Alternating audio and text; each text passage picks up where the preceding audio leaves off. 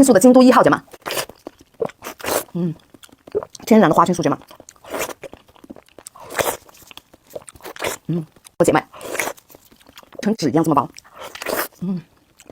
汁水又足又甜。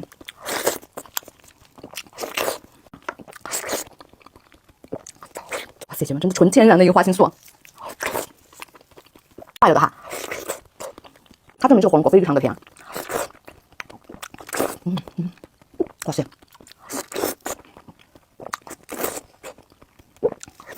这皮真的老薄了，每次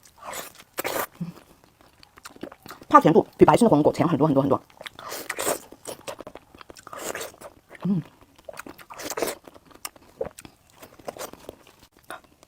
真就是一层紫金了，这火龙果真的太好吃了。